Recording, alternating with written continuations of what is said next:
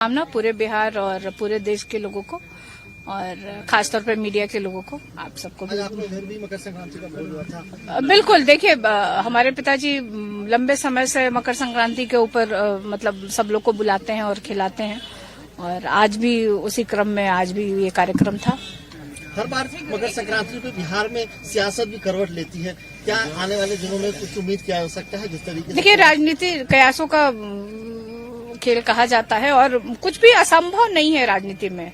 ना तो कोई किसी का दुश्मन होता है, ना कोई किसी का दोस्त होता है। तो और बहुत जल्दबाजी होगा इस पे कुछ कहना, तो थोड़ा धैर्य रखना चाहिए। नीतीश जी के लिए अभी भी सॉफ्ट कॉर्नर है? बिल्कुल है, हमारे बड़े बड़े अभिभावक के तौर पे हैं, हमारे परिवार के सदस्य हैं और हमारे चाचा हैं, तो क्यों नहीं है। शुरू से दोनों भाइयों में बहुत संबंध रहा है। बिल्कुल बिल्कुल, और ये सिर्फ शब्द का प्रयोग नहीं करते, ये इशारों में भी बात करते हैं। वो कौन सा इशारा? अब ये वही दोनों समझते हैं। हम लोग तो बहुत कोशिश करते हैं लेकिन नहीं समझ पाते हैं, लेकिन वो लोग समझ लेते हैं। बीजेपी समझ पाती है वो इशारा? लग तो रहा है अभी कुछ समझ रही है, थोड़ा थोड़ा समझ रही है, थोड़ा थोड़ा सब लोग समझ रहे हैं। सब लोग थोड़ा थोड़ा बहुत कुछ साफ हो जाएगा।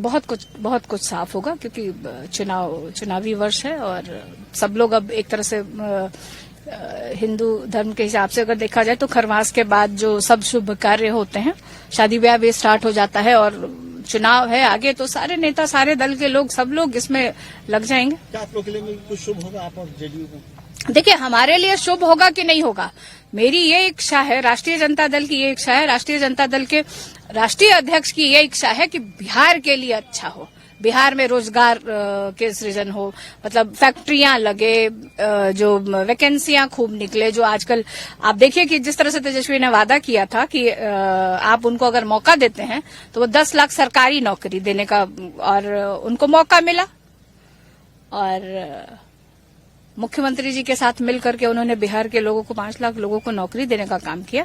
तो हम लोग कोई हवा में बात नहीं करते, हम लोग धरातल पे रह करके जनता के बीच रहते हैं। तो हम लोग चाहते हैं कि जो एक युवा प्रदेश है बिहार, युवाओं की संख्या बहुत ज्यादा है, बेरोजगारी दूर हो, महिलाओं की महंगाई दूर हो, तो ये सब है। और हम लोग दीदी, क्या आप मानती हैं मतलब कि नीतीश कुमार को कुछ लोगों ने घेर रखा है और कुछ लोग मिसलीड कर रहे हैं जिस तरीके से बार बार ये कहा जा रहा है?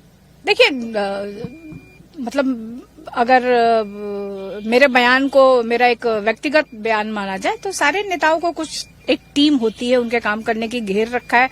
अभी जो स्थिति बिहार की है, खासतौर पे आप लॉ एंड ऑर्डर का सिचुएशन देखें, आप जिस तरह से ब्लॉक में जिस तरह की घुसखोरी बढ़ी है, आम जनता का कोई काम नहीं होता है, उनको लौटा दिया जाता है।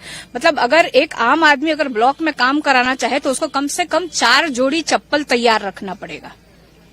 थाने का भी वही स्थिति है।